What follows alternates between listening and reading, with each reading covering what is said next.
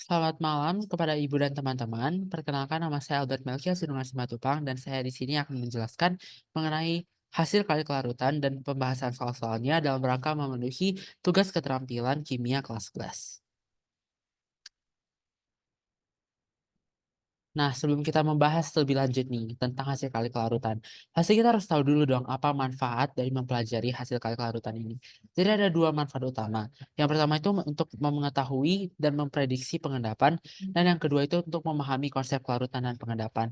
Kedua hal ini tuh sangat krusial, terutama dalam bidang sains, misalnya dalam pembuatan obat medis atau dalam industri-industri kimia lainnya. Pasti misalnya dalam pembuatan obat-obatan, pasti kita perlu tahu nih berapa banyak, zat yang perlu dimasukkan agar semuanya larut, supaya tidak ada yang mengendap. Karena kalau ada yang mengendap kan nanti obatnya tidak terbentuk dengan sempurna. Misalnya seperti itu. Atau yang kedua, memahami konsep kelarutan dan pengendapan. Ini sering kita temukan dalam kehidupan sehari-hari. Misalnya dalam pembuatan teh manis, kenapa gula di teh manis itu lebih cepat larut di air panas? Atau misalnya dalam penggunaan deterjen, kenapa kalau kita meletakkan deterjen ke dalam air, itu langsung larut dengan cepat. Nah, dengan demikian, eee, saya ingin menyampaikan bahwa mempelajari hasil kali kelarutan ini adalah hal yang cukup penting bagi kita untuk memahami, tentang hal-hal yang sering kita lihat dalam kehidupan sehari-hari juga, dan juga untuk memahami, bagaimana konsep kelarutan dan pengendapan dalam dunia sains. Nah, kita langsung masuk aja ke pembahasan kelarutan. Kelarutan itu apa sih? Jadi kelarutan itu menyatakan jumlah maksimum zat yang dapat larut dalam sejumlah pelarut dalam suatu suhu. Kelarutan tersebut bergantung pada pelarut yang digunakan serta suhu dan tekanan. Nah, ini nih adalah contohnya. Misalnya kalau kita melarutkan gula pasir ke dalam air panas dibandingkan dengan kita larutkan gula pasir ke dalam air dingin, pasti akan lebih cepat larut ketika dilarutkan ke dalam air panas. Ini membuktikan kalau suhu itu mempengaruhi kelarutan suatu zat. Jadi kelarutan itu disimbolkan dengan simbol S dan dengan satuan gram per liter atau mol per liter. Dan nilai kelarutan itu umumnya disediakan untuk zat yang sukar larut. Misalnya basa dan beberapa garam seperti AgI dan lain-lain. Nah, ini ada contoh kelarutan, yaitu jumlah maksimal NaCl atau natrium klorida yang dapat larut dalam 100 ml larutan adalah 36 gram. Nah, bagaimana cara kita mencari nilai kelarutannya atau harga kelarutannya? Kita bisa langsung menggunakan rumus berapa berapa jumlah zat yang bisa larut per volume larutannya.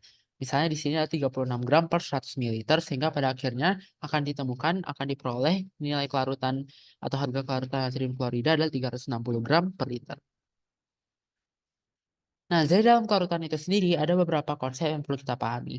Ada 3 konsep utama, yaitu saat zat terlarut lebih sedikit daripada harga kelarutannya, maka larutan tersebut adalah larutan belum jenuh, atau masih dapat melarutkan lebih banyak zat terlarutnya. Misalnya nih, dalam pembuatan teh manis, kita meletakkan atau melarutkan ke dalam 1 liter air, 1 sendok gula pasir.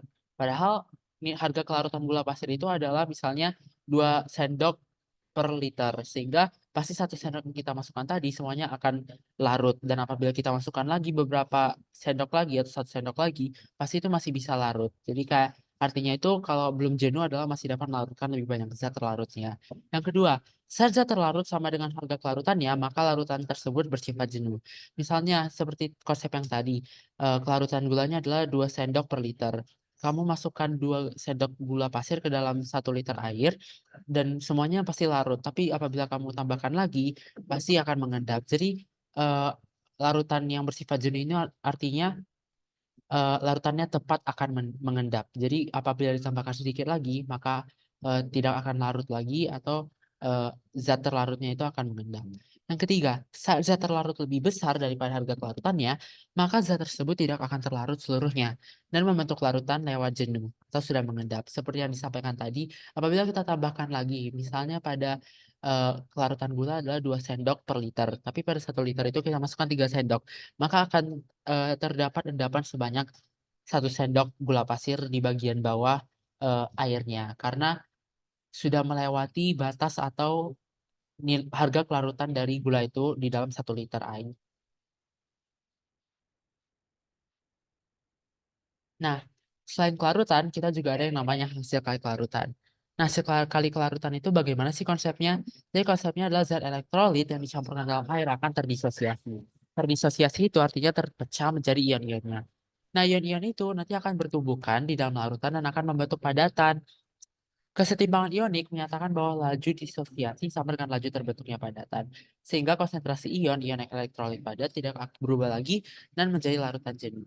Jadi, dalam arti lain, ketika terjadi disosiasi, lajunya itu akan cepat dengan ketika ion-ion yang terdisosiasi itu kembali membentuk padatan, sehingga terjadi suatu kesetimbangan ionik yang dapat kita lakukan eh, yang mencapai larutan jenuh dan dapat kita jadikan sebagai dasar atau konsep dari hasil kali kelarutan ini. Nah, kita langsung masuk ke penerapannya aja.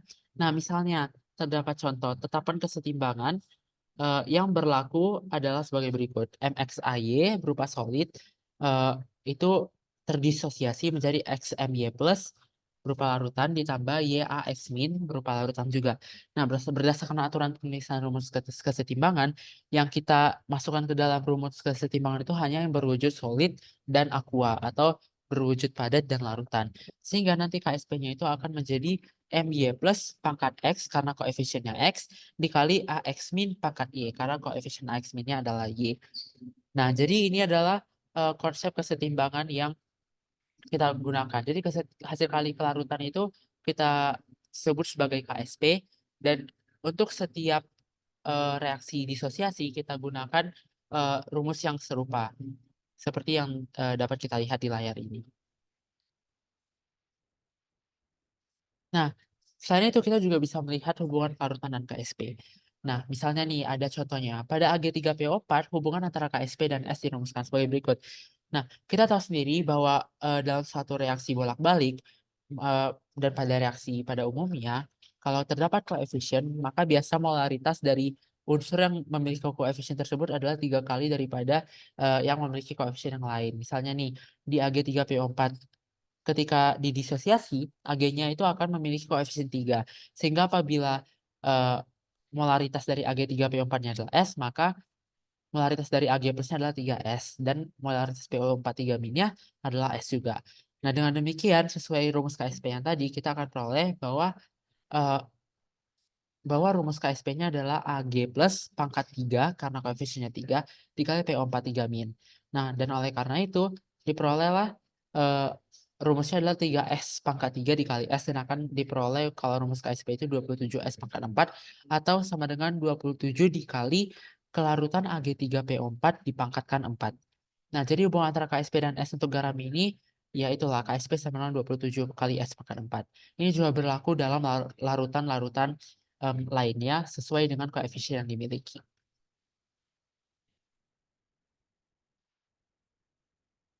Nah, jadi ada juga konsep semakin besar nilai KSP, semakin mudah senyawa tersebut terlarut.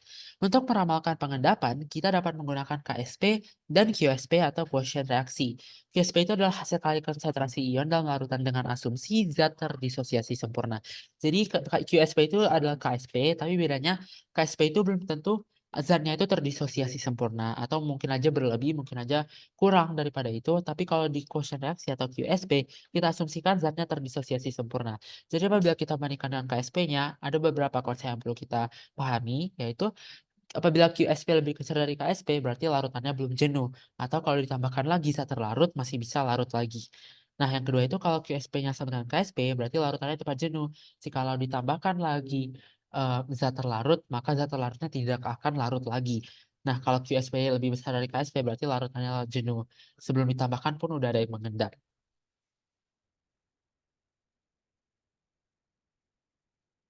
Nah, selain itu kita juga mau membahas tentang pengaruh ion sesenama terhadap kelarutan. Nah, berdasarkan asas Chatelier, kesetimbangan akan bergeser ke arah zat yang ditambahkan. Dengan demikian, penambahan ion senama akan memicu banyaknya endapan dan mengurangi kelarutan zat. Nah, maksudnya ion senama, misalnya nih ada contohnya HCl, itu kan terdiri dari H plus dan Cl minus. Ada juga AgCl yang terdiri dari Ag plus dan Cl minus. Nah, apabila kita campurkan kedua senyawa ini, nanti mereka memiliki ion yang senama yaitu si Cl- atau klorida. Nah, kesetimbangan ini akan bergeser ke kiri karena mereka memiliki jumlah Cl- yang berada di sebelah kanan yang lebih banyak Nah, karena ada kesamaan di sebelah kanan, maka, sesuai asas Le Chatelier, kesetimbangannya akan bergeser ke kiri. Sehingga, kalau kesetimbangannya bergeser ke kiri, tadi kan kalau ke kanan berarti zatnya terdisosiasi. Berarti kalau ke kiri, zatnya itu mengendap. Sehingga padatannya atau yang terendap itu akan semakin banyak. Jadi, semakin banyak ion senamanya, maka senyawanya akan semakin banyak endapannya. Ada juga pengaruh pH senama. Maaf, ada juga pengaruh pH serupa terhadap kelarutan. Nah, berdasarkan asas Le Chatelier, kesetimbangan akan bergeser ke arah zat yang ditambahkan, seperti yang disampaikan sebelumnya. Nah, kita ada nih contoh. Pada reaksi ZOH berupa solid, itu terdisosiasi menjadi Z plus larutan ditambah OH min larutan. Nah, kalau pH ditambahkan, sesuai konsep pH, maka molaritas OH minnya akan semakin bertambah. Nah, kalau molaritas OH min di sebelah kanan bertambah, maka secara otomatis kesetimbangan akan bergerak ke arah kiri. Nah, sehingga endapannya si ZOH ini sesuai konsep yang sebelumnya itu akan lebih bertambah. Jadi, kalau pH-nya ditambahkan, endapannya juga bertambah, dan kalau pH-nya diturunkan, endapannya lebih sedikit.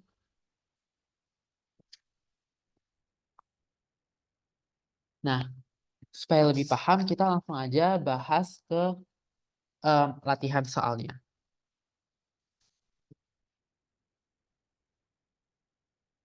Kita akan mulai dari latihan soal yang paling simpel dulu.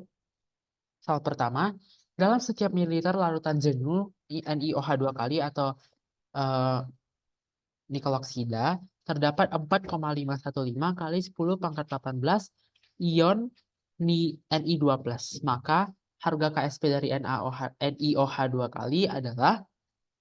Nah, jadi di sini kita dalam menyelesaikan soal kelarutan dan KSP, kita tuh juga harus mengingat konsep-konsep yang sebelumnya sudah dipelajari di bab-bab sebelumnya. Nah, pada hal ini kita dapat mengingat konsep em, bahwa mol sama dengan jumlah partikel dibagi dengan tetapan yaitu 6,02 dikali 10 pangkat 23. Sehingga akan diperoleh jumlah partikelnya sesuai soal 4,515 kali 10 pangkat 18 per 6,02 kali 10 pangkat 23. Sehingga akan diperoleh kalau molnya itu mol dari NiOH 2 kali adalah 0,75 kali 10 pangkat 5 mol. Nah, tadi juga sudah kita pelajari kalau untuk mencari kelarutan suatu senyawa atau kelarutan suatu zat, maka kita dapat menggunakan rumusnya itu yaitu jumlah zat yang bisa terlarut, jumlah maksimal zat yang terlarut per eh, volume larutannya. Nah, pada hal ini kita bisa eh, lihat pada soal atau lihat dari penyelesaian kita bahwa molnya itu adalah 0,75 kali 10 pangkat 5. Sehingga kita masukkan 0,75 kali 10 pangkat 5 mol. Dan terdapat pada soal tertulis dalam setiap mililiter. Berarti volumenya adalah 1 mililiter. Kita ketahui sendiri bahwa 1 mililiter itu apabila kita konversi ke dalam liter adalah 10 pangkat min 3 liter. Sehingga diperoleh nilai S atau kelarutan dari NiOH 2 kali adalah 75 dikali 10 pangkat min 4 mol per liter. Nah, apakah sudah selesai? Belum, karena yang ditanya adalah KSP. Nah, kita akan membuat reaksi disosiasinya NiOH 2 kali.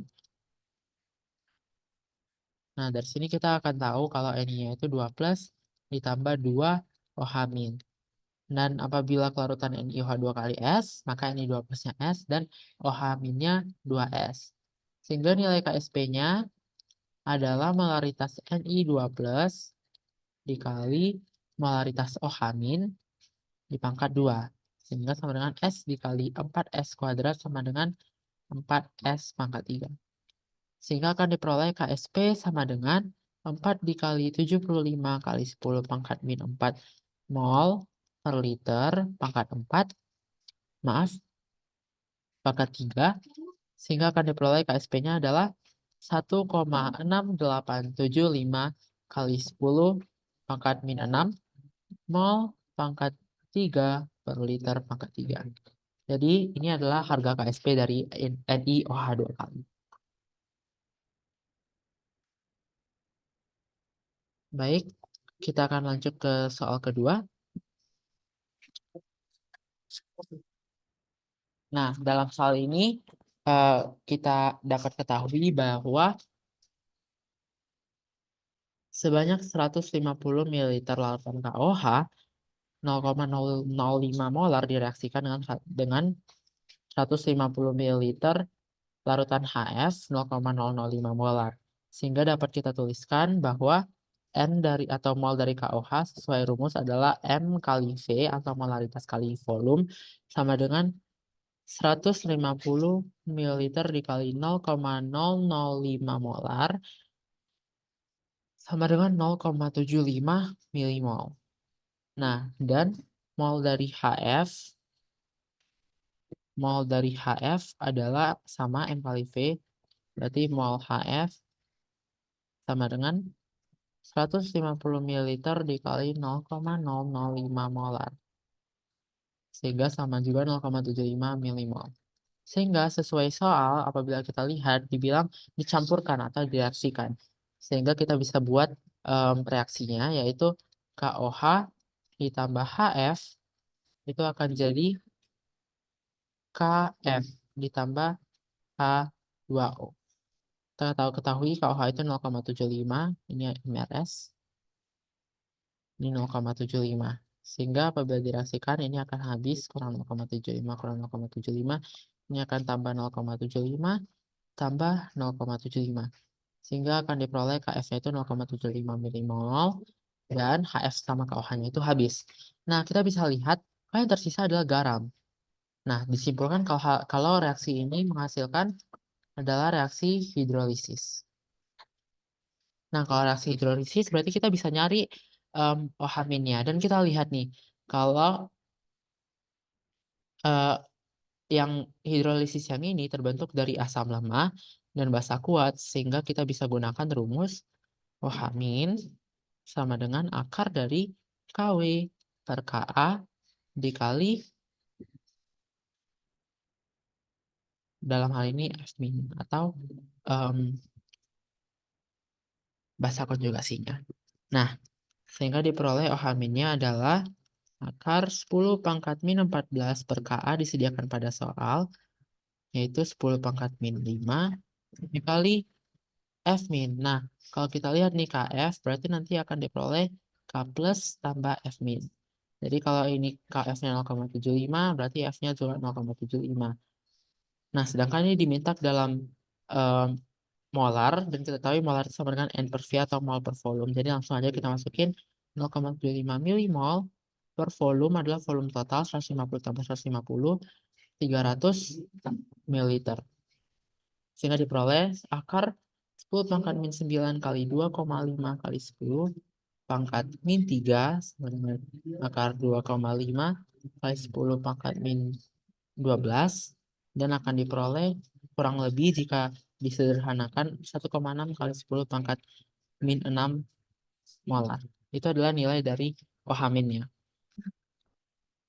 Nah, selanjutnya kita akan gunakan yang ditanya adalah ketika akan terbentuk endapan PbOH 2 kali karena ditetesi PbCl 2 kali. Nah, ini bisa kita gunakan langsung karena eh, molaritas OH-nya akan sama.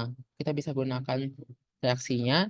PbOH 2 kali adalah Pb2 plus tambah 2 OH-. Sehingga KSP-nya adalah molaritas Pb2 plus dikali molaritas OH- kuadrat. Nah, kita ketahui kalau KSP PbOH 2 kalinya adalah 7,5 kali 10 pangkat min 15. Dan ditanya adalah molaritas Pb2 plus. Dan diketahui dari sebelumnya, karena nilai OH-nya adalah sama molaritasnya, kita bisa substitusikan. Sehingga nanti akan diperoleh molaritas dari Pb2 plus sama dengan 3 kali 10 pangkat min 3. Lagi-lagi jika kita bulatkan. Nah, jadi pada soal ini diperoleh bahwa molaritas Pb2 plus adalah 3 kali 10 pangkat min 3. Baik, kita akan lanjut ke soal selanjutnya.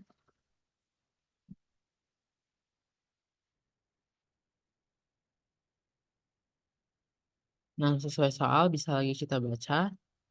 100 ml larutan H2SO4 0,01 molar, berarti N-nya H2SO4 sesuai yang tadi.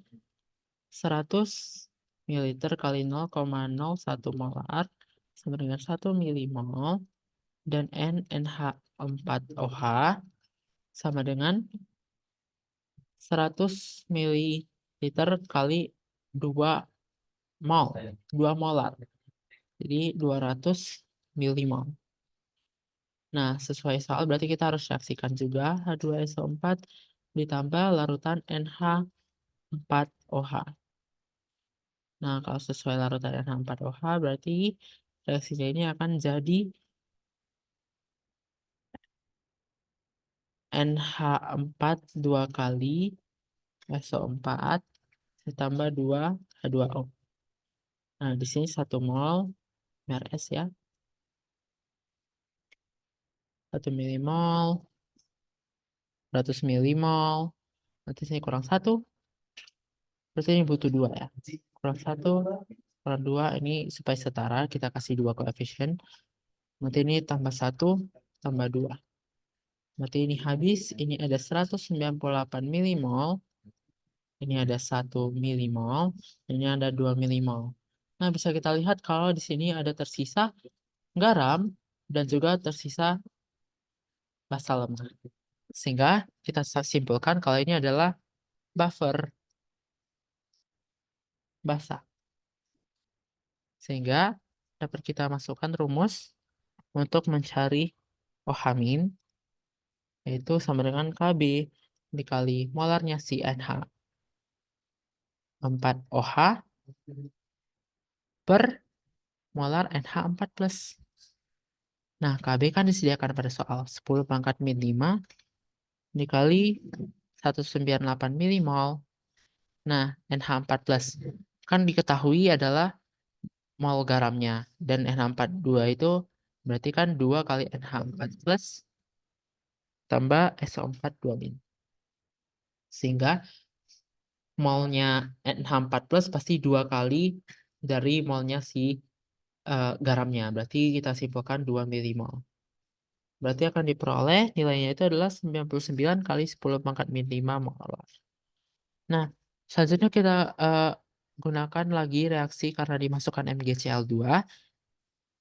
Berarti MgOH2 kalinya itu akan terdisosiasi menjadi Mg2+ tambah 2 OH-. Nah, berarti sesuai rumus KSP. KSP itu adalah Mg2+ dikali OH- di kuadrat.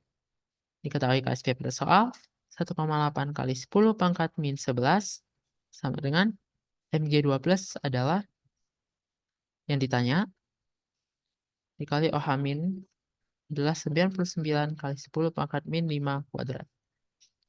Maka akan diperoleh Mg2+-nya sekitar 1,8 dikali 10 pangkat min 5 molar.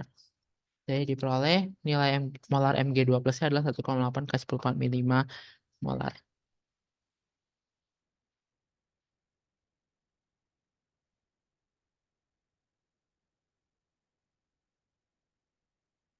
Lanjut ke soal yang paling terakhir. Nah, larutan jenuh MOH2 kali memiliki pH yang sama dengan campuran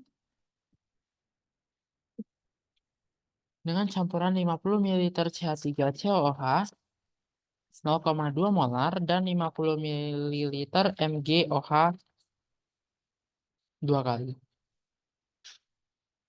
Langsung aja kita bahas soalnya. Kita mulai dari reaksi yang disediakan. Nah, jadi diketahui kalau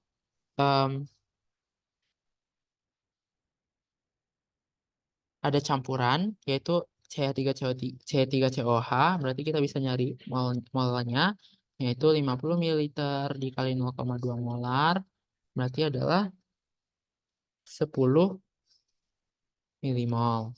Terus ada juga molnya si MgOH 2 kali, 50 ml dikali 0,1 molar, berarti 5 milimol. Nah, berarti kalau kita buat reaksinya, ini harus 2 ditambah MgOH 2 kali supaya setara. Maka akan terbentuk CH3COO 2 kali Mg tambah 2H2O.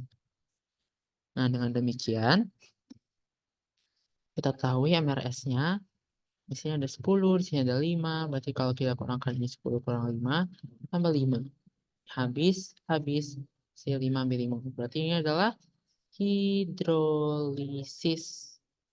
Sehingga dari hidrolisis, pertama kita bisa cari langsung OH- sama dengan akar KW 10 pangkat min 14 per KA 10 pangkat min 5 dikali molaritasnya si CH3COO-. Nah, di sini kan 5 milimol kan, berarti kalau ini kan ada 2 CH3COO- tambah Mg12, berarti otomatis molnya pasti 2 kali lipat. Dan sini minta molar, berarti harus kita bagi lagi sama volume 10 milimol per volumenya itu dari 50 liter, 50 ml berarti ada 100 ml.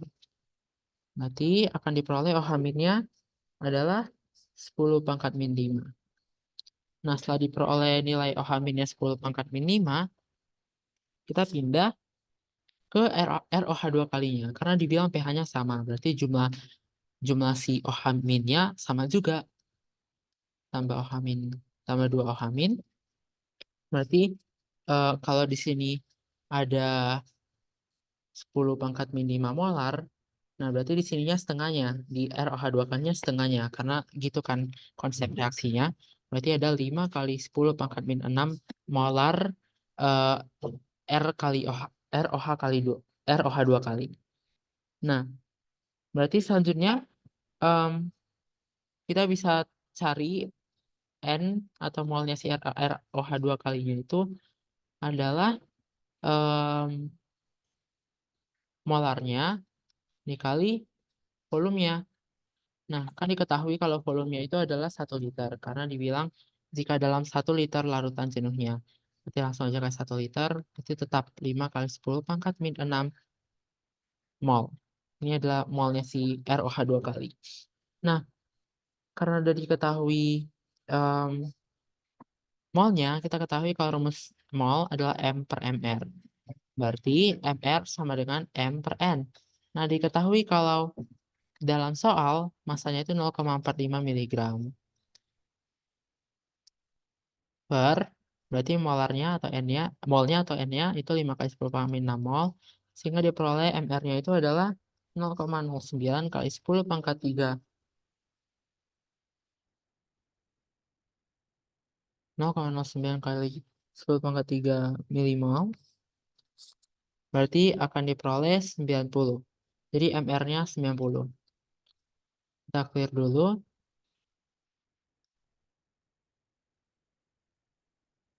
Nah, karena MR-nya 90, berarti kan MR itu kan adalah AR-nya si R tambah AR-nya OH 2 kali. Nah, 90. Yang kita butuh adalah ARR. Dan kita ketahui pada soal kalau OH 2 kali itu, kalau OH itu adalah airnya 16 sama 1, 17. Berarti air OH 2 kali berarti 17 dikali 2. Berarti 90 sama dengan air R tambah 34. Berarti ya airnya R adalah 56. Nah, diketahui juga kalau konsep AR itu adalah jumlah proton tambah neutron. Diketahui pada soal kalau inti atom M itu memiliki 30 neutron. Oh, maaf, ini ARM.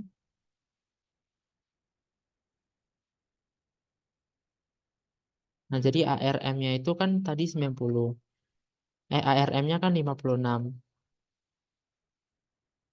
Dan diketahui kalau ada 30 neutron. Berarti protonnya adalah sejumlah 26. Diketahui juga kalau proton sejumlah dengan elektron, berarti elektronnya ada 26. Nah, kalau sudah ditemukan elektronnya 26, kita bisa gunakan yang namanya konfigurasi elektron. Nah, jadi kalau ada 26, berarti kita bisa gunakan konfigurasinya yaitu 1s2, 2s2, 2P6, 3S2, 3P6, 4S2, 3D6.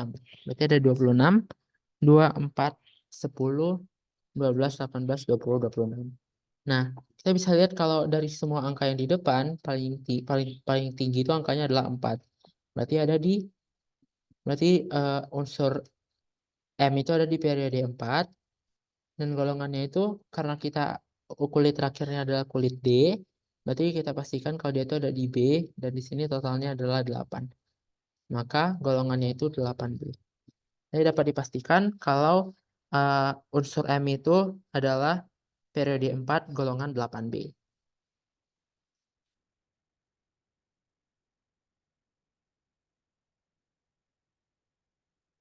Baik. Nah, sekianlah penjelasan dari saya mengenai kelarutan dan hasil kali kelarutan beserta dengan pembahasan soalnya. Saya harap penjelasan saya dapat dimengerti. Sekian dari saya, terima kasih.